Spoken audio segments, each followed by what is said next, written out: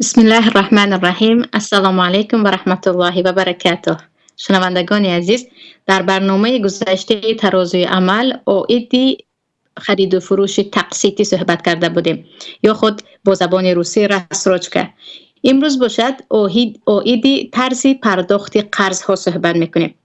چطوری که هر یکی ما و شما میدانیم، نظام دنیا را الله چنان ساخته است که خواه و ناخواه انسان به کمک یکدیگر نیاز دارد و از همه بیشتر ما به کمک مالی نیاز داریم و از نمایان ترین داد و گرفت یا خود کمک مالی این قرض می باشد که انشاءالله عایدش و در شریعت چگونه باید پرداخت شود و این چنین چی طرز باید میتوانیم قرضهای باوریناک گیریم و یا دهیم با هم صحبت میکنیم. پیش از همه قرض چی است؟ معنای قرض چیست؟ قرض گفته هر مالی که ما از یک نفر میگیریم و وعده میدهیم که در مدت معین به تو خود همین را و یا مثل آن را برمیگردانیم، آن را قرض میگویند و گرفتن قرض در شریعت جایز است و هر کسی که میگوید قرض گرفتن گناه است و یا قرض دادن گناه است کاملا خلاف شریعت صحبت میکند.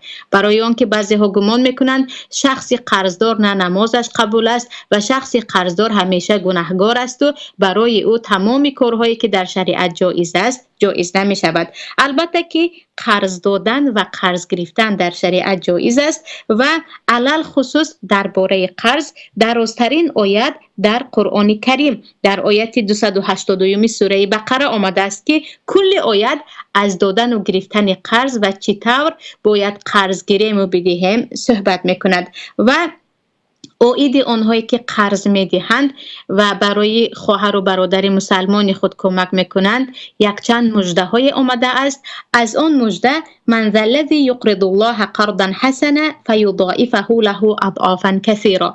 الله میگوید هر کسی که قرض حسنه بدهد، قرضی که ریبا در آن نباشد و برای کمک خواهر و برادر مسلمانش باشد، خود الله مال او را زیاد میکند و این وعده از طرف خود الله می باشد و در وقتی فقط قرض گرفتن باید خیلی احتیاط شد، برای آنکه در حالتهای غیر ضرورت قرض گرفتن انسان را به خسارت میکشاند و یک چند پدیده های بد دارد که کمی بعد در این باره صحبت میکنیم. حالا گفتیم دادن قرض اجر و ثواب دارد و گرفتن قرض هم در حالتهای ضروری حتمی است. وقتی شما میدانید که اگر قرض نگرفتید سلامتی خودتان و یا یکی از اهل عائله از دست می رود و یا به حالتهای خیلی شدید گرفتار می شوید، حتما باید قرض بگیرید. ولی برای دادن قرض بسیاری ها می گویند ما یک ضمانت می خواهیم. باید وقتی ما قرض می دهیم طرف قرض گیرنده به ما ضمانت پرداخت قرض داده امان را بدهد و البته که این جایز است و در خود شریعت هم یک چند راه‌هایی هست که حتی در بانک‌های عمومی جهانی غیر مسلمانی این قانون‌های اسلام را کار می‌برند و می‌گویند با این نمود کاربری‌ها می‌شود کلاً ضمانت شخصی قرضدار را به دست آورد. اول شده نوشتن. الله می‌گوید یا ایها الذین آمنوا اذا تداینتم بدین الی اجل مسمى فاکتبوه. ای آنهایی که ایمان آوردید، اگر به یکدیگر برای مهلت قرض دادید آن را بنویسید. خیلی حالت‌هایی می شود که قرض دهنده و قرض گیرنده با هم دعوا میکنند و یا جنگ و جنجال‌ها، آشوب و نزاع، کشمکشی و حتی تو قاضی و سودیه شکایت می شود که نفری قرض گرفته این کار میکند که من قرض نگرفته ام و نفری قرض داده میگوید این قرض گرفته بود اما هیچ دلیلی ندارد. برای برطرف شدن همین نمود کشمکشی و این کار قرض، الله میگوید وقت شما به کسی قرض دادید یا از کسی قرض گرفتید آن را بنویسید که کدام روز داده استادید، برای چند مهلت داده استادید و این قرض را کی این نفر برمیگرداند و وقتی در دست شما یک وثیقه نوشتجات وجود دارد دیگر شما مطمئن هستید که هر وقتی که حتی به قاضی شکایت کنید هم در دست یک وثیقه معین دارد و این چنین نفری قرض گرفته هرگز این کار کرده نمیتواند، چون همراهی قرض دهنده خودش این زبان خط را نوشته بود. و راه دوم برای ضمانت پرداخت قرض این گرفتن شاهد می باشد. این را هم الله میگوید فاستشهدوا شهیدین من رجالکم. وقتی به نفر قرض دادید بگذار دو مرد شهادت دهند که این نفر به این نفر الان قرض داده ایستاده است. و اگر دو مرد وجود نداشته باشد می شود یک مرد و دو زن که در دوام آیت خودی الله میگوید. برای آنکه اگر دو نفر شاهد انسان هایی که عادل هستند و دروغگو نیستند در وقت قرض دادن و قرض گرفتن حضور داشته باشند، این دو نفر وقتی آینده جنگ و جنجال میکنند، یکی میگوید من کمتر پول گرفته بودم، دیگری میگوید من پول زیاد داده بودم، یکی میگوید 1 سال گذشت، دیگری میگوید نه 1 ماه هنوز نشده است، این دو شاهد را جیغ میزنند و دو شاهد میگوید اینها در همان روز با همین شرط و شروط به همدیگر قرض داده بودند. و وجود داشتن شاهد در این معامله ها، اگرچه یک عرفی بدی ما داریم که میگوییم اگر قرض را به یکی از نزدیکان خود یار و دوستان دادیم یا خویشاوندان دادیم و از او زبان خط گرفتیم و یا دو شاهد آوردیم، او از ما میرنجد، خفه میشود.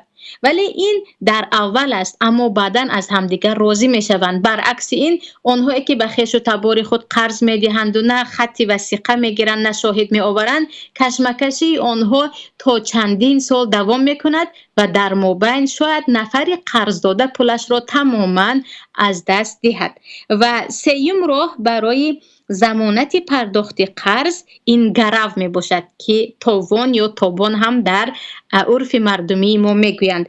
گرو را زلاق هم میگویند با زبان روسی. و الله میگوید و این کنتم علی سفر ولم تجدوا کاتبا فرهان مقبوضه. اگر در راه باشید و یا نفری را پیدا نکردید که آن چیزی که شما قرض دادید و گرفتید نویسد و یا دو شاهد وجود ندارد و یا عموما شما شک و شبهتان هست که این نفر آیا قرض مرا برمیگرداند یا نه، در این وقت از نفری قرض گرفته ایستاده رهن گیرید، یعنی گرو گیرید یا خود زلاق گیرید، برای آنکه این در دست شما ضمانتی 100% می شود که اگر در مهلتش قرضش را آورده نداد، شما آن گرو را می توانید فروش دو پول قرضتان را از آن بشکنید. مثلا به نفر $1000 قرض دادید و آن نفر البته که در خانه اش یگان چیزی رو دارد، مثل جواهرات باشد و یا یگان چیز دیگر، میگوید همون در خانه من می ایستد همچون گرو. وقتی پول رو در مهلتش برگردانیدی من آن گرو و یا مالت رو به دست تو میدهم، اگر برنگردانیدی من آن رو میفروشم و پولم رو از آن میشکنم. بخش زیاد. و یکی از راه‌های دیگر کفیل طلب کردن است. نفری که قرض میگیرد و او میگوید اگر تو آوردن نتوانستی و یا الان اگر در دستت یگان نمود گرو نیست، تو میتوانی یک نفر دیگر رو همراه خود بیاری که او به من کفالت دهد که اگر تو قرض رو داده نتوانستی او از نام تو پرداخت میکند و آن نفر هم با خط وثیقه و یا با آوردن دو شاهد، و البته که شاهد باید از دو طرف شود، نه اینکه شاهدانی که هر دو از طرف قرض دهنده و یا قرض گیرنده هستند، و حتما دو نفری عادل و از تقواداران باشند که مبادا دروغ نگویند و مال یک نفر را نسبت یک نفر طرفگیری کرده از بین نبرند. برای همین با این راه ها عزیزان وقتی ما قرض میدهیم دیگر خاطرمون جمع است که آن نفر ما را فریب نمی کند و بهترین راه در اینجا باز می آید همون گرو یا خطابان که میگویند در شریعت حرام است، در حالی که الله خودش میگوید فرهان و مقبوضه، شما میتوانید از آن توبان و یا از آن گرو گیرید که پول شما سوخته نرود. ولیکن البته در وقت گرو گرفتن خیلی احتیاط میشویم تا زمانی که او دیر نکرد و یا سهل انگاری نکرد از آن گرو استفاده کردن و یا فروختن آن جایز نیست. و اینجا گفتیم خودی قرض میشود دو نمود. قرض هایی که دراز مدت هستند یا یک مدت معین دارند که قرض دهنده و قرض گیرنده در وقت قرض با هم اتفاق میکنند که در همان مدت این قرض رو من برمیگردانم. یا قرض های به مدت که وقتی قرض دادن قرض دهنده میگوید من به تو پول رو داده ایستادم، هر وقتی که طلب کردم تو به من برمیگردان، یعنی مهلت ندارد. اون طرف هم راضی میشود و میگوید هر وقتی که تو خواستی من برمیگردانم. و این چنین میشود قرض رو موافق اتفاق تقسیم کرد. مثل اینکه قرض گیرنده میگوید من از تو مبلغ کلانی رو الان قرض میگیرم، سپس آن رو قسم قسم در یک مدت برمیگردانم که قرض دهنده هم راضی میشود و اینجا هیچ اشکال وجود ندارد. و در وقتی دادن قرض، برگرداندن قرض حتما باید رعایت شود که مبادا در این وقت دروغ نگویند و شخص قرض گرفته انکار نکند و برای انکار نکردنش این راههایی هست که در شریعت هم هست و عموما در تمام بانک ها از این رهن گرفتن و یا از وثیقه و کفیل گرفتن استفاده میکنند. و اینجا در وقتی کی ما از قرض خلاص میشویم یا شخصی که قرض گرفت با کدام راه ها از قرضش خلاص میشود؟ البته اولین شده ادا کردن، برگردانیدن پول به صاحبش که اگر در وقت معین باشد در همون وقت معین برده میدهد، نه اگر خواست از آن به وقت به دستش آمد از آن بر وقت به دستش میدهد. و یا اینکه در وقت بخشیده شدن، البته که میتواند که شخصی که قرض داد بگوید آن پولی که به تو دادم من بخشیدم دیگر به من لازم نیست. در این وقت شخصی قرض گرفته کاملا از قرض آزاد می شود. ولیکن حتما اینجا هم برای اینکه مبادا بعداً این کار نکند خوب می شود که شاهد بیارد که با شاهدی همین دو نفر من قرضی که به تو داده بودم بخشیدم، برای اینکه وقتی بخشید قرض را دیگر برای او راهی از نو باز طلب کردن نیست. و سوم راهش حواله می باشد. حواله این است که من از نفر قرض گرفتم، نفر دیگر از من قرض دار است و من به شخصی که از او قرض گرفتم میگویم پولی خودت را میتوانی از فلانی رفته بگیری که او از من قرض دار است. در این وقت با اتفاق بین هم شد و راضگی شخص قرض دار ما میتوانیم بین هم حل کنیم که شخصی که از من قرض دار است به نفری که من از او قرض گرفتم میبرد و پول ها را میدهد. و در وقتی قرض را برگردانیدن، اینجا یکی از بهترین سنت و از اخلاق حمیده اسلام این است که با بهترین راه باید قرض را برگردانیم. برای همین پیامبر صلی الله علیه و سلم میگویند ان خیارکم احسنکم قضاء، بهترین شما همانی هست که با بهترین راه قرض را برمیگرداند. و خود پیامبر صلی الله علیه و سلم هم وقتی در جنگ حنین قرض گرفته بودند در وقتی برگردانیدن قرض میگویند بارک الله لک فی اهلک و مالک انما جزاء السلف الوفاء والحمد. به کسی که به پیامبر قرض داده بود میگویند الله به تو برکت دهد در اهلت در مالت، البته که وقتی قرض را گرفتیم باید برگردانیدیم و شکر که من قرض را برگردانیدم. و بسیاری ها هستند که در وقت قرض گرفتن خوشامد کنان، تملق گویان، تعریف کنان قرض میگیرند. در وقت برگردانیدن قرض گویا که جانشان را داده ایستاده باشند با یک منظری بدی، با یک ناشکری که کاش همین را به من میبخشید برمیگردانند، که البته این از اخلاق اسلام نیست. چون پیامبر صلی الله علیه و سلم میگویند بهترین شما همانی هست که با بهترین صورت قرض را برگرداند. و اینجا عزیزان چیزی دیگر هم هست.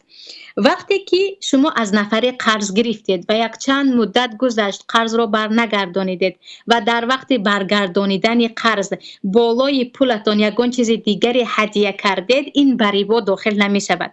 برای اون که در وقت قرض رو دادن نفر قرض دهنده این شرط رو به شما نبسته بود و پیامبر صلی الله علیه و سلم هم بار شتور رو به قرض میگیرند، سپس صاحب شتور آمده داد و فیغان میزند که شتورم رو به من برگردان. میبینند که مثل شتور پیامبر از او قرض گرفته وجود ندارد. پیامبر از آن بهترش را به او میدهند. این برای آن بود که یک چند مدت آن قرض بالای پیامبر بود. پس ما میتوانیم بالای قرض گرفته‌مون به خاطر شکرگزاری و یا تشکر گفتن زیادتر اگر برگردانیدیم، چون این در شرط و شروط قرضدهی و قرضگیری نبود، ریبا نمی شود. و البته که یکی از اخلاق حمیده دیگر این است که وقتی که شخصی قرض داده دید که نفری که از او قرض گرفته است یک بار سخت کمبغل شد و یا حالت مالیش پس شد و شرایطی برگردانیدن ندارد،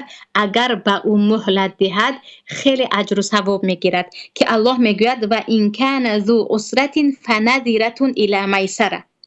اگر شخصی که از شما قرض گرفت او کمبغل باشد، دستش تنگ باشد، به او وقت دهید، به او مهلت دهید تا شرایطش بهتر شود و برگرداند. وقتی شما میدانید که اون نفر در حقیقت شرایطی برگردانیدن قرض را ندارد، اما وقتی میدانید که او شرایطی برگردانیدن قرض را دارد، در این وقت شما میتوانید حتی او را تا سودیه شکایت کنید و حتی او را مثلا گپ های گوید که او مجبور شود به شما دهد. البته دشنام نیبو بالای او چخیلی که میگویند مجبور کردن، برای اینکه پیامبر صلی الله علیه و سلم میگویند لی الواجد یحل ارضه و عقوبته. آنی که شرایطی برگردانیدن پول شما رو دارد و پولتان رو بر نمیگرداند، برای شما حلال است آبروی او و عقوبت او جزا دادن او. عبدالله ابن مبارک میگویند آبروی او را بردن، بالای او تشدد کردن، پولم را برگردان، کی برمیگردانی، چندین بار به خانه‌اش رفتن، چون شرایط دارد، و عقوبت کردن او، جزا دادن او، حبس کردن و زندان کردن او می باشد، که در خود مذهب ابو حنیفه و دیگر صاحبان مذهب هم هست که می تواند قاضی نفری که شرایط دارد و پول را برنگردانیده ایستاده است می تواند او را زندان کند که پول را به زودی برگردان. برای آنکه بسیاری ها هستند از یک نفر قرض میگیرند، شرایط هم دارند، اما دوست می‌دارند مال مردم را بخورند و حق مردم خوری برایشان یک شغل دوست داشته است. برای همین شریعت میگوید کسی که دیدید که شرایط دارد و پولتان را بر نمیگرداند،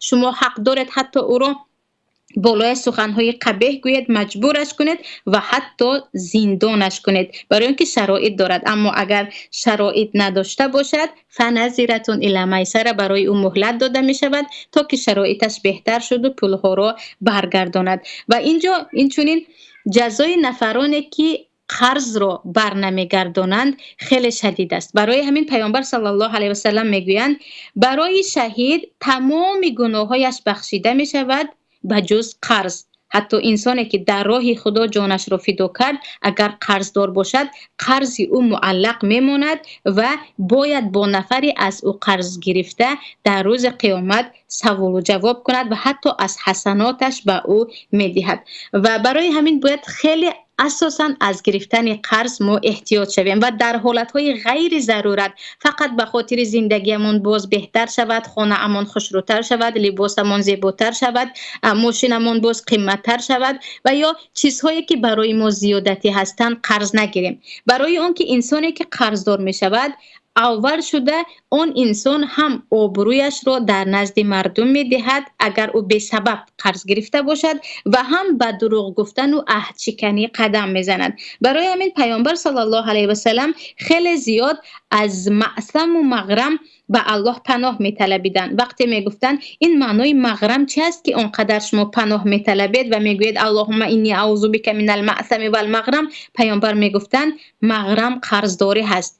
انسان اگر قرضدار شد دروغ میگوید، به وعده هایش خلاف میکند. و البته از طرف دیگر وقتی انسان قرضدار شد، او دیگر نفری که به او پول داد همیشه با یک چشم تحقیر و یا با آنی که بالای او من حق دارم نگاه میکند و خود از خود غم ها انسان ها رفته رفته هم قدرش را پست میکند و این قرض هم سبب میشود که انسان در خوردن مال مردم مشهور شود. برای همین در غیر ضرورت نباید کسی به قرض دست بزند و به همون حدیثی که پیامبر صلی الله علیه و سلم میگویند وقتی که در دستتون قوتی همون روزه شما هست گویا که دنیا در دست شما است، صبر کنید و در حالتی که ضرورت ندارید به قرض دست نزنید. و البته اینجا یک چند راههایی هست برای برگردانیدن قرض که اولینش نیت صالح می باشد.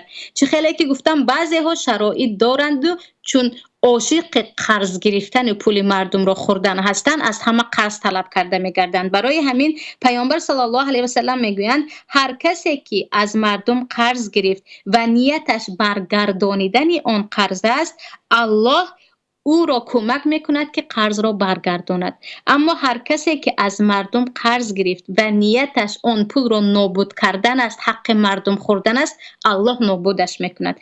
اول قرض گرفتن باید نیتمان صالح باشد که پروردگارا من این قرض را گرفته ایستادم و حتما در اولین فرصت به صاحبش برمیگردانم. و راه دوم کوشش کردن در برگردانیدن قرض که تا میتوان باید ما خیلی که میگن اکونوم کنیم، تصرف کنیم و قرض را وقتی که گرفتیم به خیلی شتاب یا عجله برگردانیدیم به صاحبش. و حتما باید یک نقشه داشته باشیم که اگر درآمد داریم از همین درآمدی ما یک مقدار معینش برای سداد یا پرداخت قرض های ما می شود. و البته که دعا کردن وقتی نفری به پیامبر صلی الله علیه و سلم از قرض شکایت میکند، پیامبر به او دعا یاد میدهند اللهم انی اعوذ بک من الهم والحزن والعجز والکسل والبخل والجبن و ضلع الدین و قهر الرجال. این دعا را بخوان که الله تو را نجات دهد. و وقتی که دعا زیاد می شود و به الله زیاد پناه می بریم، البته که الله خودش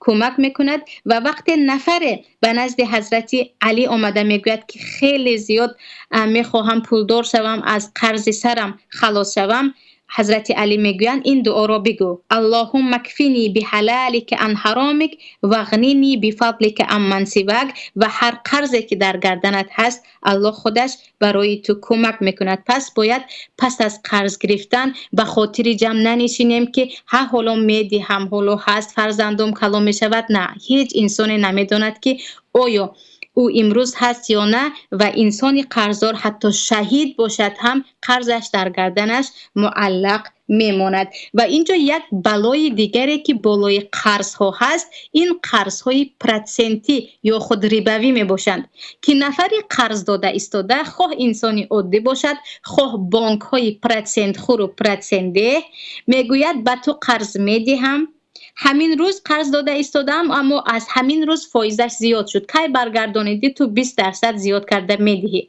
یا اینکه من به تو قرض میدهم، هر ماهی که گذشت و بعضی او حتی هر هفته که گذشت 5%، 2% یا گفتیم 2%، 3% این قرض زیاد می شود که این دهنده و گیرنده ربا هر دو گناهگار هستند. بعضی ها گمان میکنن فقط رباخور گناهگار می شود، اونی که با ربا قرض گرفت گناهگار نمی شود. در حالی که در صحیح مسلم است حدیث از جابر روایت شده است که میگویند لعن رسول الله صلی الله علیه و سلم آکل الربا و موکله و کاتبه و شاهدیه و قال هم سوا.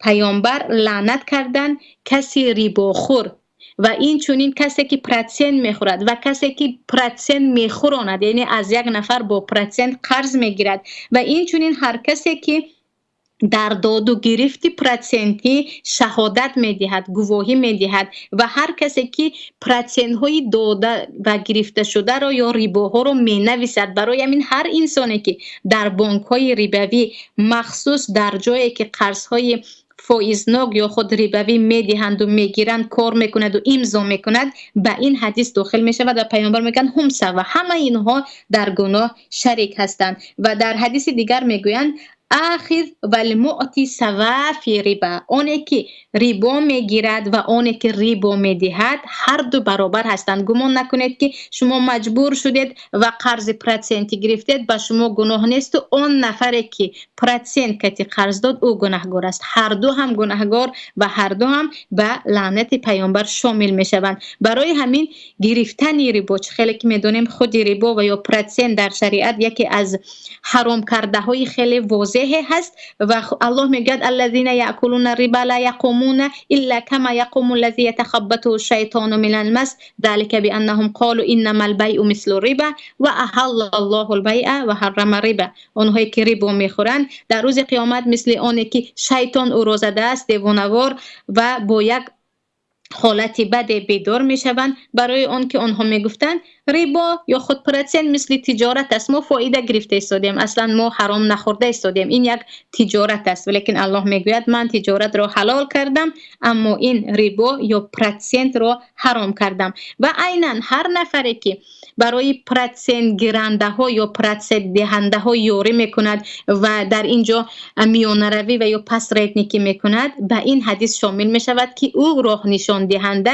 به خوردن و دادن ریبا شده ایستاده است. و در سر اولی این داد و گرفت های پرسنتی البته که این بانک ها می استند که امروز خیلی رایج یافته است و دولت حکومت جای وجود ندارد که بانکی پرسنت خور در آنجا وجود نداشته باشد. و عجایبش این است که اساساً از بانک ها امروز ها نفرانی ثروتمند با پرسنت قرض میگیرند برای اینکه یک تجارتی باز وسیع‌تر را به کار ماندن و یا باز یک پروژه یا لایحه‌های بزرگتر را به کار ماندن میروند و از بانک با پرسنت قرض میگیرند و گویا که این تجارت باشد و بانک هم لبیگویان میدهد و البته همان روزی که داد الکی در آنجا با هم امضا میکنند که این پول در رفتش با همین فایزهای معین زیاد میشود که البته این به ریبا خوردن داخل میشود و نه برکت دارد و رفته رفته این خود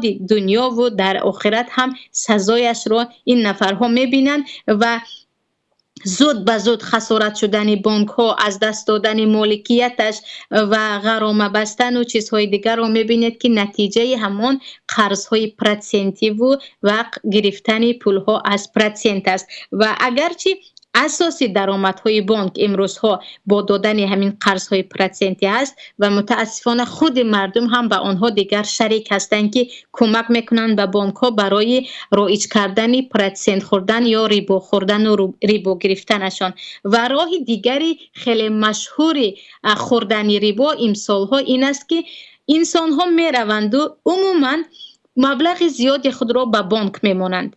بانک در این وقت شخص قرض گیرنده هست و شخص پولدار قرض دهنده و بانک میگوید و عوض این پولی مبلغ مانده اتان هر ماه 10%، 5%، 2% زیاد می شود و از آن درآمد اینها خورده زندگی کرده میگردند که گویا که در یک تجارت مبلغ گذاشتند، در حالی که در پرسنت حرام مبلغ گذاشتند و بانک اون پول را میگیرد و به آنها پرسنت میدهد و به نفر دیگر بانک از اینها گرفته به یک نفر دیگر باز با یک فایز زیادتر قرض میدهد. یعنی از شما میگیرد و به شما میگوید 5% هر ماه به تو درآمد میدیم، یک نفر دیگر به اون رو قرض میدهد و میگوید 10% به من تو هر ماه درآمد میآوری که همش تماما کاملا این نمودها داخل میشوند زیر داد و گرفت ریبوی و یا پرسنتی که در شریعت حرام میباشد. و حالتهای دیگری هم هست البته که بانک ها فقط پرسنت‌دهی و پرسنت‌گیری بعضی می شود که پول های ما را به تاجیکستان می فرستانند یا خود میانه رو هستند بین پول فرستانده ایستاده و پول گیرنده و یا خود آنها همچون یک دست امانتدار در کسه های خود پول های ما را نگه می دارند همچون امانتدار که این فقط برای مبلغ هر ماه یا حق خدمت خود را می گیرند. در این حالت نگاه میکنیم که تا چه اندازه اگر به دست بانک پول امانت موندیم آیا آن را همچون امانت نگاه می‌دارد و یا آن را با یگان نفر قرض پرسنتی می‌دهد. به این هم خیلی باید احتیاط شد برای آنکه اکثریت بانک‌ها این گونه هم عمل می‌کنند، همچون امانت پول را می‌گیرند سپس آن را می‌گیرند و به نفر دیگر به قرض ریبوی می‌دهند. در این وقت نفری به امانت مانده شد پولش را مانده ایستاده گناهگار می‌شود مگر اینکه 100% داند که نه پول او فقط همچون دست امانت در آنجا در جای بی خطر ایستاده است. ولیکن برای حواله کردن یا خود پولمان را از این دولت به آن دولت از طریق بانک کار کردن هیچ مشکلی ندارد، چون در اینجا تمامی مردم مهاجر هم محتاج هستند و به جز بانک ها اگر چه ریباخور باشند هم دیگر راه و چاره نیست که پول را به نزدیکان و عائله های خود بفرستانیم. عزیزان این بود یک ملخص یا خود خلاصه‌گیری درباره قرض دهنده و قرض گیرنده و بعضی از نمودهای معاصر آن. اگرچه موضوع خیلی وسیع است، تا قدر توان خواستم به شمایان کوتاه‌تر کرده فهمانم. الان میگذاریم به قسم سوال ها که آیا عزیزان سوال دادید یا نه، و خیلی خوب میشد اگر سوال ها همش از موضوع بیرون نبود و فقط در دایره موضوع با هم صحبت میکردیم. سوال یکم، قرض میتیم وقتی میپرسیم میگویند که من گرفتم چی میشد؟ این جواب دید اپا. کی من گرفتم؟ فهمیدم. اینجا گفتم که برای همین که یک نفری قرض گرفته به شما نگوید که من کی از تو قرض گرفتم، تو دروغ میگویی و یک چند تهمت ها رو بالای شما نماند و پول شما نابود نشود، حتما در وقت دادن قرض یکی از راه‌هایی که شریعت فرموده است اجرا کنید.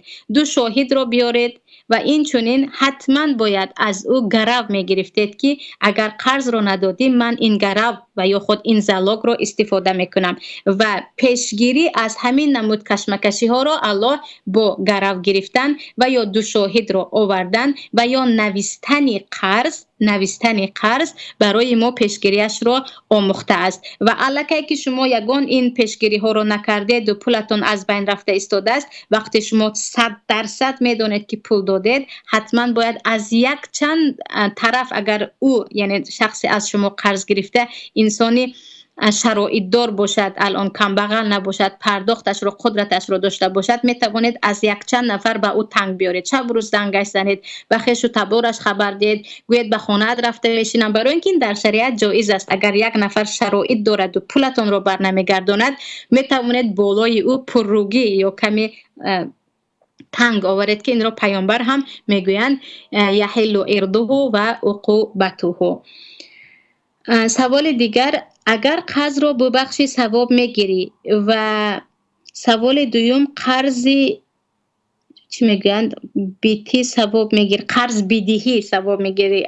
کاش سوال ها رو درست می نویسید عزیزان، برای اینکه در خواندن هم من مشقت نکشم. البته که قرض رو بخشیدن خیلی ثواب دارد، اجر بزرگش هست و پیامبر صلی الله علیه و سلم میگویند در روز قیامت یک نفر را به جنت میبرند و مردم به او هوس کرده میگویند سبب چی است که این نفر از بین مردم اختیار شد؟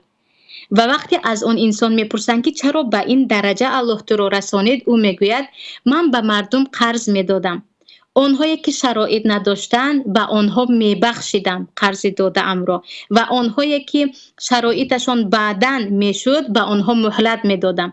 یعنی برای مهلت دادن به نفرانی که بعداً شرایط دارند و بخشیدن قرض به نفرانی که عموماً شرایطشان خیلی وزمین است، این انسان را الله به یک درجه در روز قیامت میرساند. برای همین حتما که هم دادن قرض و هم بخشیدن قرض ثواب دارد. و حتی حدیث دیگر هم است که پیامبر صلی الله علیه و سلم میگویند هر روزی که به عوض قرض داده اتان میگذرد، برای آن شما اجر و ثواب صدقه را میگیرید.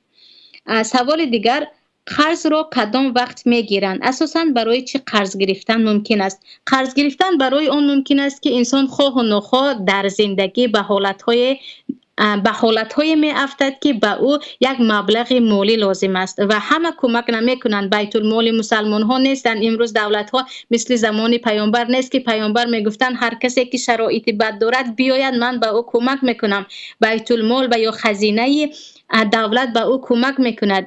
این طور ما یگان شرایط نداریم الان و برای اینکه در حالتهای ضرورت در زندگی انسان می افتد، یکی می شود که بیماری، یکی می شود که مصیبت دیگر، یکی می شود که خرج زیاد، قرض را الله حلال کرده است و در وقتی قرض را گرفتن مدتش را معین میکنند که در کدام وقت قرض را برمیگردانی. البته که برای همین میگویند باید نوشته شود که قرض را امروز گرفتم تا همان مدتی معین من برمیگردانم. اگر برنگردانیدم شما میتوانید یکی از دارایی مرا گیرید. و یا اینکه در وقت قرض دادن شخص قرض دهنده اگر انسانی کریم باشد، سخاوتمند باشد، میگوید این قرض را بگیر، هر وقتی که شرایط داری به من برمیگردانی، که این باز اجر و ثواب زیادتر دارد. سوال دیگر، آیا قرض گرفته توی عروسی کردن، توی ختنه کردن اجازت است یا نه؟ ختنه خودش حتمی نیست. ختنه سنت است، برای همین برای ختنه کردن هرگز به قرض نروید. اما توی عروسی گاهی می شود که به انسان واجب می شود. اگر دانید که این انسان اگر ازدواج نکند به گناه دست می زند، مثلا به زنا می رود، و یا دخترک خیلی در حالتهای بیراه شدن قرار دارد، اگر شوهر نکند آبروریزی می شود، در این وقت هر چی زود باید دو نفر را ازدواج کنانند یا توی کنانند. در این وقت قرض گرفتن جایز، چون ضرورت آمد. اما دخترک هم یا خود پسر هم یگان خیلی انسان‌های شتابی نیستند، آنها میتوانند بعداً ازدواج کنند. البته که بی قرض اگر توی گذرد بهتر است، لیکن گفته استادم حالت‌هایی که اگر توی نکنید یک آبروریزی می شود، به گناه دست میزنند، در این وقت قرض گرفته باشد هم توی کردن جایز می باشد.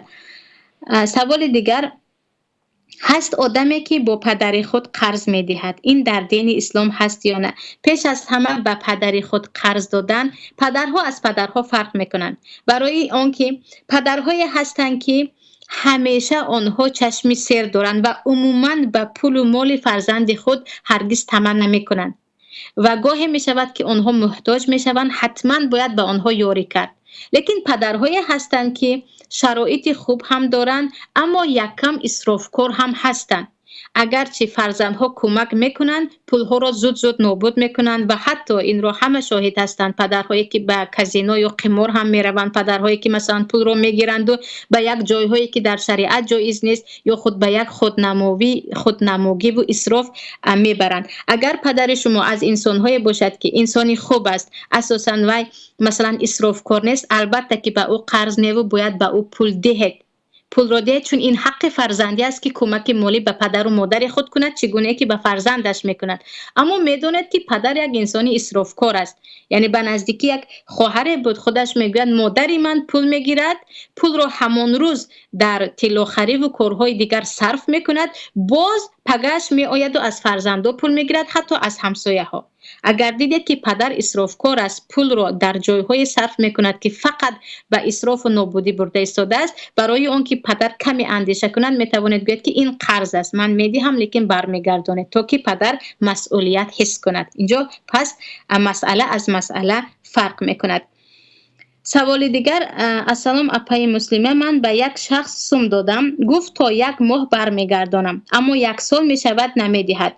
حالا ضرورم سومم را طلب دارم، میگوید از 1 نفر با پرتین میگیرم به تو میدهم، به من گناه هست یا نه؟ شما ببینید نفر سوال کننده که آیا این نفر شرایط برگردانیدن دارد یا ندارد. اگر او شرایط نداشته باشد، در حقیقت حالتش بد باشد، برای شما گناه هست که طلب کنید، برای آنکه او نخواسته این حالت به او رخ داده ایستاده است. برای همین فنظیرتون الی میسر گفت الله، یعنی شما مهلت دهید تا اینکه شرایطش خوب شود و برگرداند.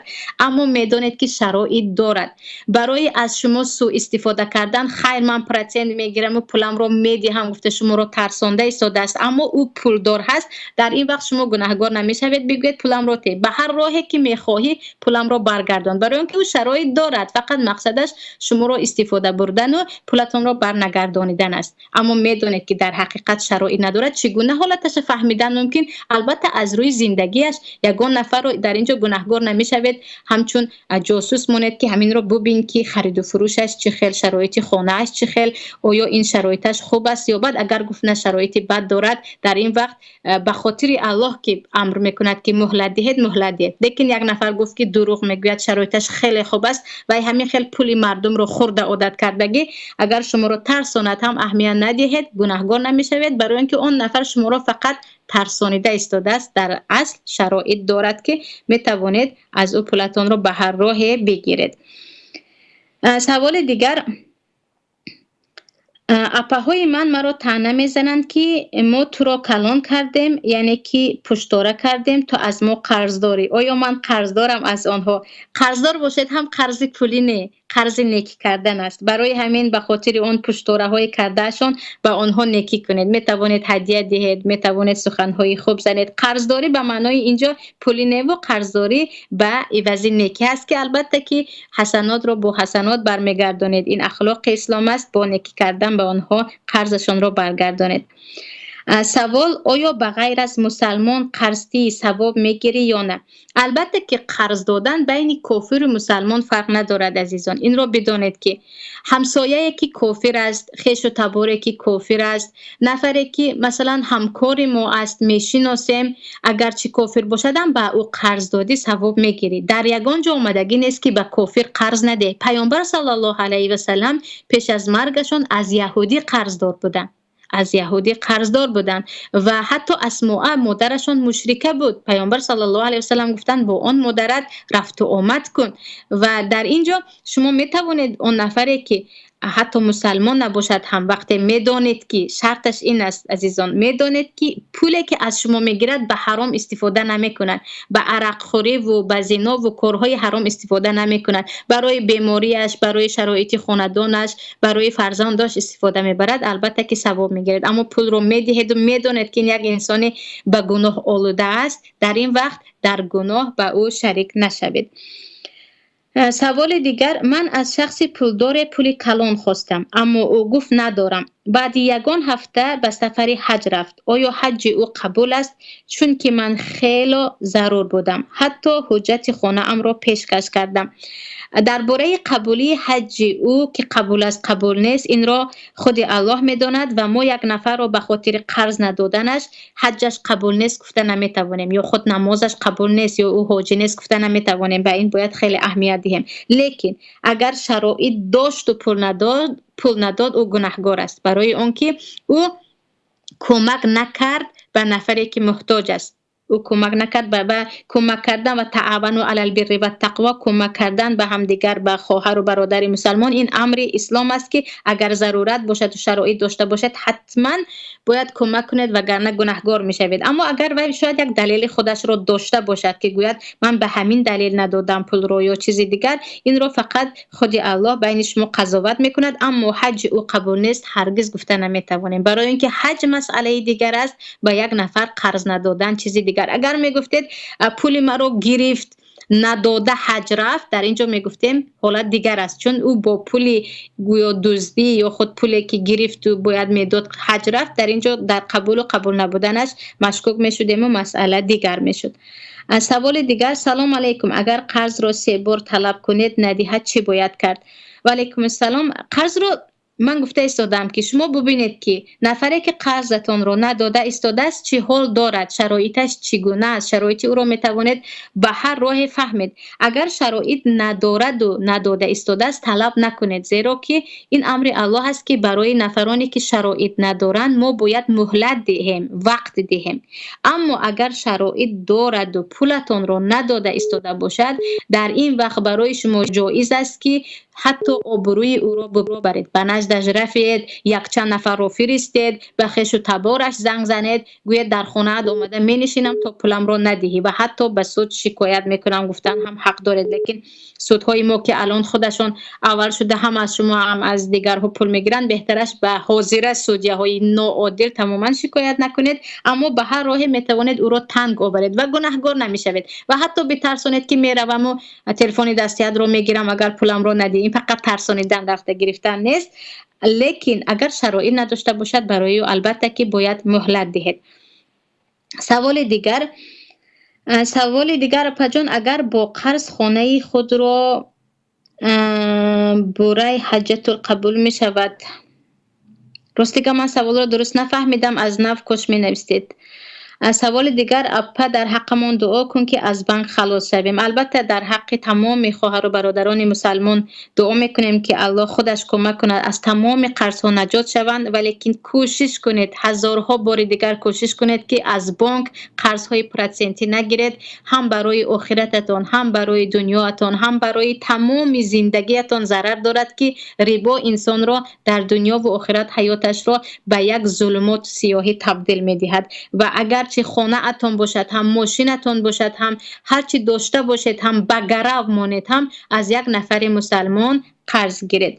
سوال دیگر: به یک نفری که احوالش را میدانید تا چه حد قرض را برگردانیده میتواند لیکن پول کلان میپرسد، پول داشته باشید و ندهید گناهگار نمیشوید؟ اگر شما یک نفر را میدانید که او انسانی موثق است، باوریناک است، قرض داده اتان را برمیگرداند. الان شرایط ندارد اما شرایطش پیدا شد برمیگرداند، حتما باید کمکش کنید، حتما باید کمکش کنید. این کمک کردن به خواهر و برادر مسلمان است. اما یک نفر رو حالش رو میدانید، اگرچه نمازخوان است یا دوستی ماست، برادر ماست، قرض رو میگیرد و سهلنگاری میکند، پولهای زیادی مردم رو میگیرد و بر نمیگرداند و پروا هم ندارد. در این وقت پول ندادید هرگز گناهکار نمیشوید، برای آنکه شما میدانید که این نفر از انسان‌هایی هست که به او پول داده نمی شود و این گونه انسان‌ها رو در اسلام حجرش میکنن. یعنی خرید و فروش این خیلی انسان‌هایی که همیشه قرض میگیرند و قرض بر نمیگردانند، حتما باید از بالا محیط احاطه کنند و به او گویند که تو قرض نمیگیری و خرید و فروش نمیکنی. یعنی احوالش رو بدونید، انسانی باوریناک است و میدونید که خیلی نیاز دارد، البته که دست نیازمند رو باید گیرید و این امر یعنی یاری کردن به خواهر و برادر مسلمان از اساسیات ما می باشد و هر کسی که به خواهر و برادر مسلمانش کمک کرد، الله خودش به او کمک میکنه. در این باره حدیثی پیامبر صلی الله علیه و سلم است. سوال: من کمبغل رو یاردم کردم، گفتم دارو شوی میدهی لیکن دارو شد، مرا در روی خط سیاه پرتافت، چی کار کنم؟ اگر دارو شده باشد بر روی خط سیاه هرگز اهمیت ندهید، به هر طرف به هر راه سراغش رو پیدا کنید، حتی به خانه اش روید و گویید وعده که داده بودی، پولی که گرفته بودی کجا است؟ برای اینکه شما گناهکار نمیشوید، حق حلال خودتون رو طلب کرده ایستادید. به هر راه، حتی از طریق خویش و تبار، همسایه ها، به هر راه میتوانید بالای او تن بیارید که این در شریعت جایز می باشد. سوال دیگر: از یک آدمی بانکروت شدگی چگونه پولمون رو طلب کنیم؟ قرض داره لیکن بانکروت شد، اگر این اسره حساب می شود در شریعت، حالتی که بانکروتی دارد و شرایط برگردانیدن ندارد، برای همین برای او مهلت می دهید. لیکن اگر از روی شریعت حکم کنیم، به قاضی شکایت میکنند، قاضی دارایی های این انسان رو میفروشد، خانه داشته باشد، ماشین داشته باشد میفروشد و به نفرانی که از او قرض گرفت به آنها میدهد. اما الان که ما این گونه قاضی و سودیه نداریم و سودیه هایی که در تاجیکستان هستند احوالشان همه میدانند، در این وقت فقط انتظاری کشید و اگر میدونید که یک دارایی دارد که میتواند آن را فروشد و پول شما را پرداخت کند، به او پیشکش کنید که همین چیزات را به من ده به عوضی قرضم یا فروش و پولم رو ده. لیکن میدونید که نه چیزی فروختنی دارد نه شرایط دارد، پس حتما برایش مهلت دهید و یقین دانید که برای مهلتتان اجر میگیرید.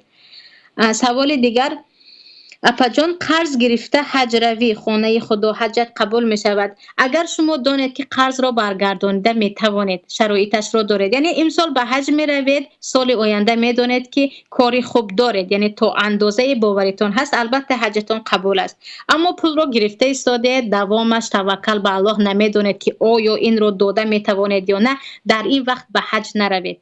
اگرچه قبول و قبول نه مسئله خلافی است، اما در این وقت به حج نروید. این توصیه است برای آنکه لیمن استطاع الیه سبیل، حج به نفران فرض است که آنها شرایط رفتن رو دارند، دارایی دارند که می روند، لیکن شرایط ندارد. قرض گرفته حج رفتن در شریعت در یگان جا امر شده نیست، مگر اینکه چه خیلی که گفتم 100% میدانید که شما قرض گرفته تان رو سال آینده می توانید برگردانید. در این وقت شد چون ضمانت دارید یا خود گارانتی دارید می توانید به حج روید.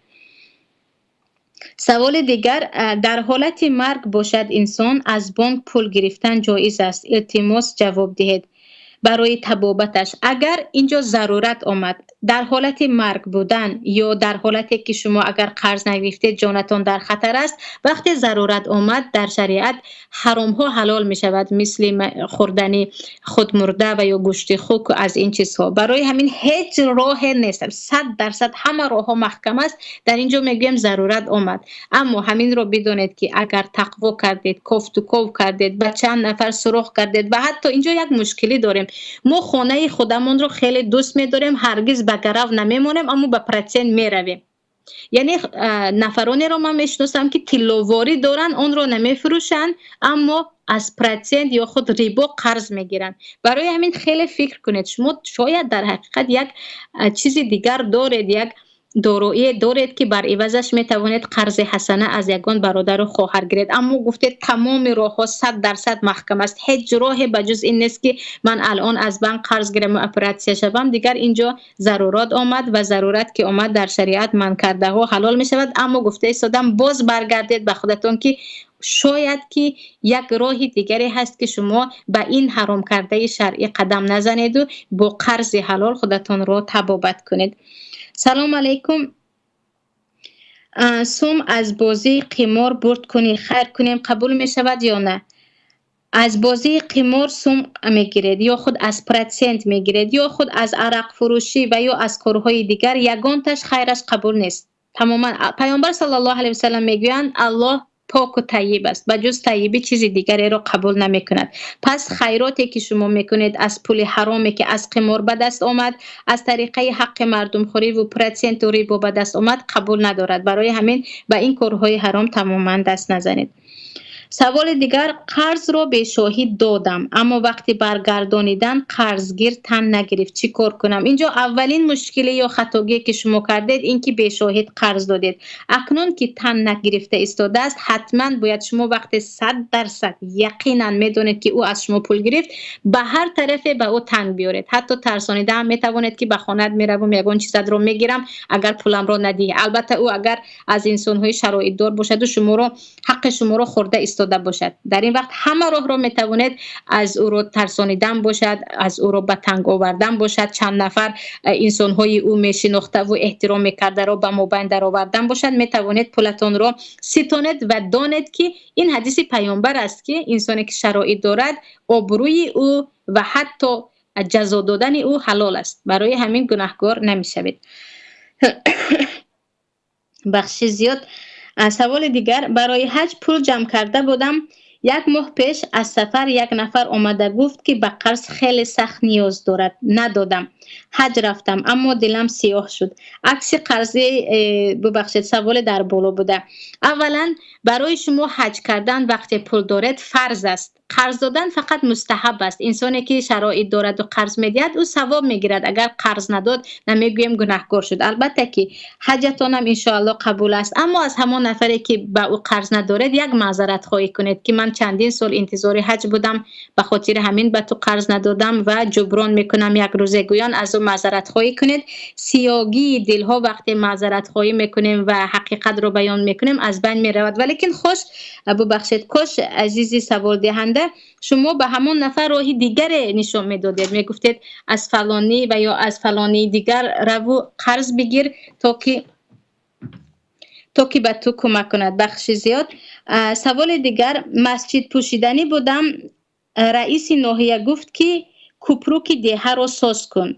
حتی مولای کلان ناحیه رو آورد که مولا گفت ثواب کوپروک از مسجد پوشی بسیارتر است. ناچار دادم اما به امید پولی به مسجد جمع کرده ام رفت. این یک مشکلی دیگری صدقه خوری حکومت تاجیکستان است. باور کنید کارهایی که باید حکومت انجام دهد به دوش ملاها، ضیائیان، نفران خیر کننده نهادگی هستند و یک چند چاپلوس های خود را که از نامیدین گپ دروغ میزنند به میان می آورند. کاش شما از خود همان مولانه و از نفران دیگر سوال میکردید. کوپروک ساختن، ببخشید راه ها را درست کردن، مکتب ساختن، باغچه بچه ها ساختن، همه این کارهای حکومت است که از آن پولهای کمکی که میلیون همه ساله و هر ماه از دیگر دولت ها طلب میکند باید بسازد.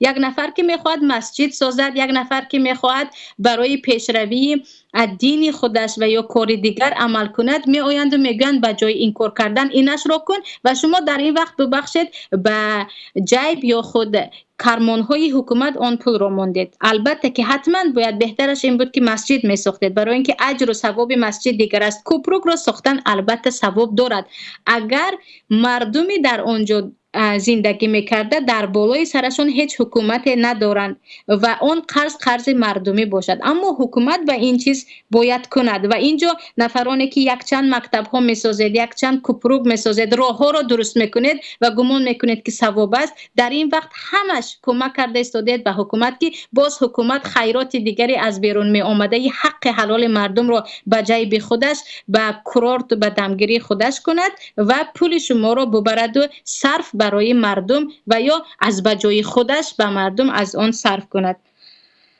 سوال دیگر، ایپوتک گرفتن جایز است یا نه؟ من پول اجاره داده استادم، اگر ایپوتک گیرم همه پول اجاره را به ایپوتک میدهم، بعد از چند سال خانه از خودم می شود. اینجا ایپوتک را شما با کدام راه میگیرید؟ آیا از کمک پولی که دولت برای فرزندانتون داده است، یا اینکه شما یک پول را میروید و از بانک قرض میگیرید با نام ایپوتک که با اون خانه میخرید؟ اگر شما از دولت یا از بانک قرض گرفته خانه خریده ایستاده باشید که این رو هم یک نمود ایپوتک میگویند، در این وقت بدانید که شما قرض پرسنتی گرفته ایستادید، جایز نیست اگر شما اجاره رو میدهید. اما اگر شما پولی که همچون کمک پولی مادر یا خود ماترینسکی متریال حکومت کپیتال ببخشید حکومت به فرزند شما داد، اون پول رو اگر گرفته خانه خریده ایستاده باشد، فقط حدود همون پولی که همچون کمک پولی برای کودک داد از آن میتوانید از بانک گیرید، از آن زیاد نه. لیکن با نام ایپوتک و خرید خانه رفته از بانک از پیش خودتان قرض گرفتن و امضا کردن و در مدت 10 سال یا 15 سال اون قرض رو کم دادن، این عین همون ربایی هست که قرض رو میگیریم و زیادتر کرده بعداً برمیگردانیم.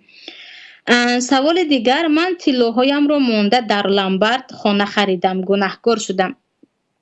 درباره لامبارد یک چند هفته پیش ما یک برنامه کامل داشتیم، میتوانید آن را از سایت پیام پیدا کنید. خود لامبارد هم یا گراوخانه که با زبان تاجیکی میگویند، یکی از خانه های پرتسن دهنده و پرتسن گرنده هست. گراو رو میگیرد، برابر گراو رو گرفتن قطعی شما شرطنامه میبندد که این پولی که داده ایستاده است اگر دیر کرده چند پرسنت زیاد می شود و البته که طلایی که از شما همچون گرفت گرفت از مبلغی که به شما داد چقدر مقدارش زیاد است. از لامبارد نه قرض گرفتن جایز، نه از لامبارد خرید کردن جایز، نه عموما با لامبارد ها داد و گرفت کردن جایز، برای آنکه استاد لامبارد همین ریباخوری یا پرسندهی و پرسنگیری هست. به مردم به عوضی گراو پول میدهند و همون پول رو با پرسن میدهند و گراو هم حتما باید از پولی که داده ایستادن بالاتر و قیمتتر باشند که این یک نمودی ریباخوری مشهور در عصر حاضره و متاسفانه در همه جاها علل خصوص در آسیا میانه خیلی رایج یافته ایستاده است که شاید خودی در بالا نشسته ها از این فایده میگیرند که هیچ فکر درباره بستن این پرسنت خورها هیچ چاره نه اندیشیده ایستادن. ولیکن عزیزان نزدیکی نکنید، نه از خریداری از لامبارد، نه پول گرفتن و یگان معامله دیگر با لامبارد. سوال دیگر، از یک فرمای دوست قرض گرفتی سومش رو برنگردانی چی می شود؟ شما میدونید که وای نفر دزد است، شما نمیتوانید از او دزدی کنید، یعنی از دزدیدن یا خیلی که امروز یک قاعده کلی برآوردگی هستند از کافر دزدیدن و چیزهای دیگر، یعنی خودتون رو دزد نکنید. اگر یک فرما دزد هست وای به دزدی خود جواب میدهد و آن دزدی رو برای آشکار کردن اگر ما میتوانیم کمک کنیم دیگر است، اما او دزد است گفته پول او را دزدیدن در یگان جا جایز نیست، در یگان جا جایز نیست. یگانه وقت پول شما را دزدید یا چیزی شما را دزدید و شما چیزی دزدیده خودتون رو در خانه فلانی یا در دست فلانی دیدید، شما به یگان چون و چرا رفته گرفته آمده میتوانید، چون که عین مال خودتون رو شما شناختید، اما او دزد است گفته از او دزدیدن جایز نیست. این دروازه ها گشوده می شود که بعدا رفته از هر نفر با هر بهانه که این پرسنت خور است دزدیدن مالش جایز است، این بینماز است دزدیدن مالش جایز است، با همین یک دزد یا یک اوباش بندیتی کلان شوید. سوال دیگر، آیا در اسلام یگان راهی حلالی از پول قرض پرسنت گرفتن هست؟ چون من اینوالید هستم ولی پول دارم، میخواهم پول کار کند. البته که هست. پیش از همه الله برایتان شفای کامل دهد.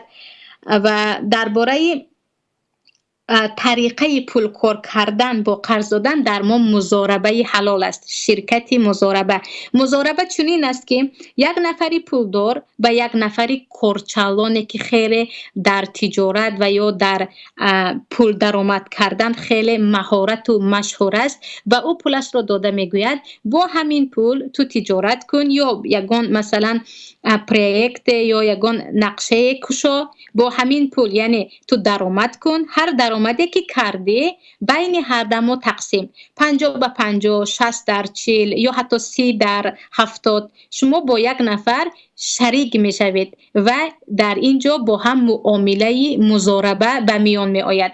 در این وقت پول از شما و کار از طرفی دیگر یعنی روبروی استاده کار میکند، شما از اینجا پول میدید و هر درآمدی که اون نفر کرد اون درآمد بین شما تقسیم می شود و در آخر هر پولی که شما به او داده بودید او به شما برمیگرداند. اما خودی همین شریکه مضاربه و یا طرز پول کار کردن از راه مضاربه یک ریسک دیگر هم دارد.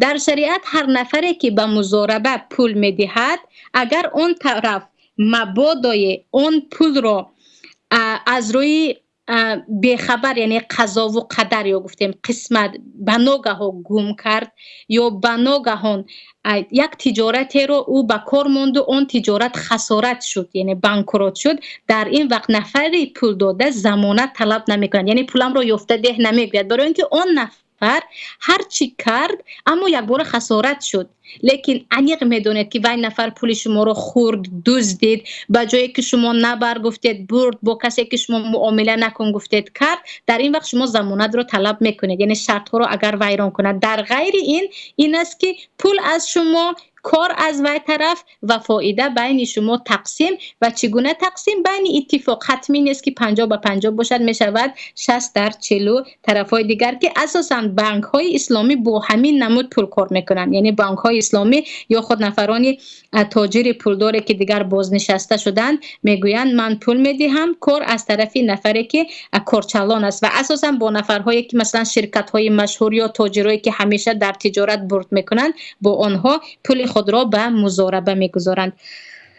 سوال دیگر، از بانک به پرسنت پول گرفته بودم اما حرام بودنش را نمیدانستم، خیلی پرسنتش زیاد شدگی، یک قسمش را با پرسنتش دادم، باقی موندهش را هم با پرسنت دادن لازم، اکنون من چیکار کنم؟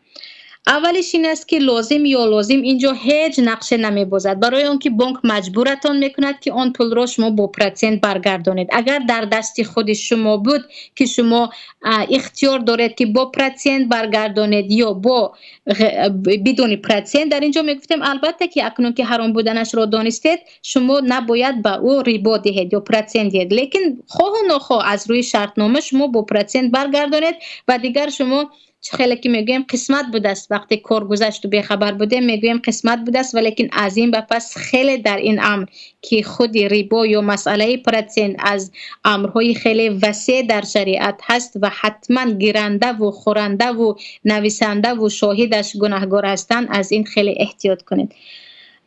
در سوال دیگر درباره مضاربه مفصل فهموندید، درباره مضاربه فهموندم یا میفهموندید؟ اگر فهمونده باشم خیلی خوب، اگر نفهمونده باشم باز یک موضوع دیگر درباره این نمود طرزی با راه حلال پرکار کردن و دست نزدن به قمار و به پرسنت و به شرکت های امروزه 1001 راه های حرام که پول میگرفتن با هم انشالله باز صحبت میکنیم.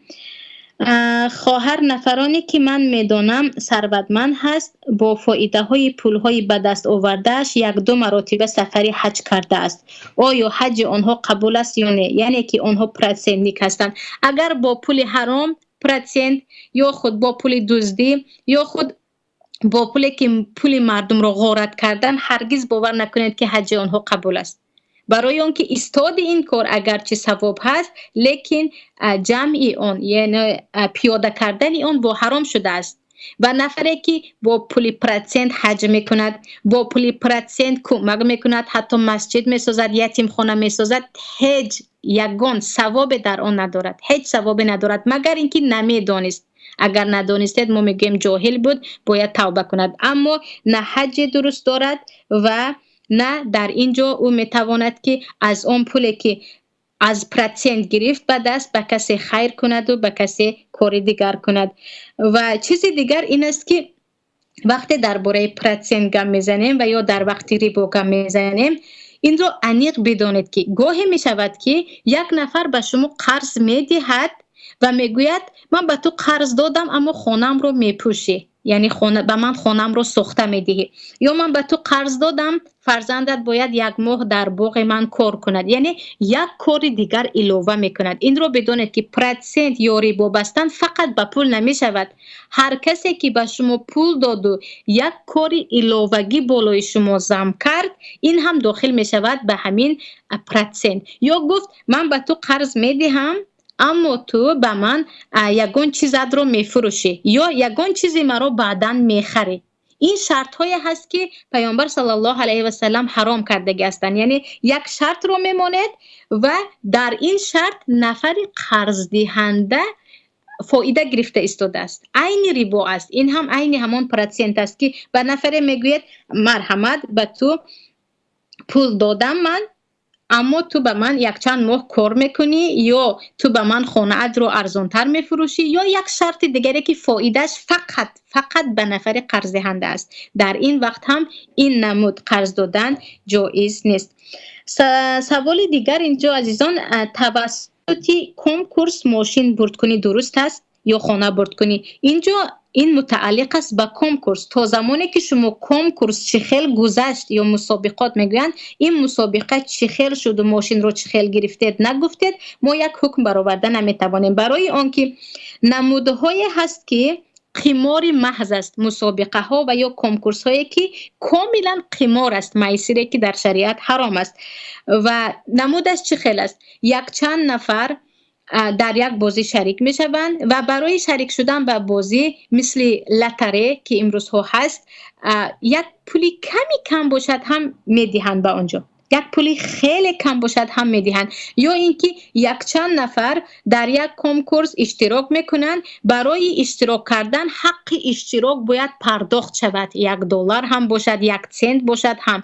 این عین ریبا ببخشید عین قمار است. یعنی یک توده کلان، جماعت کلان پول در آنجا گذاشتیم و از اون پول فقط یک نفر برید. اینجا مثلا تصور کنید 200,000 نفر در یک کنکورس اشتراک میکنند، 200,000 نفر برای اشتراک کردن باید $1 پرداخت کنند. اینجا $200,000 الکی در دست نفری که این مسابقه را تشکیل کرد هست. سپس یک ماشین $30,000 را یک نفر به دست میگیرد و 170,000 در دست همون کسی این کنکورس یا خود این مسابقه را تشکیل کرده میموند. این هم یک راهی فریب و نیرنگی دزدیدن و پول مردم را خوردن است که اساسش از همین لتری است. یعنی هر چیزی که به لتری مانندی دارد، هر کنکورس، هر مسابقه که کمترین مبلغ دادید و اشتراک کردید و انتظار جایزه هستید، بدانید که قمار است و نه خانه اش حلال است نه ماشینش حلال است.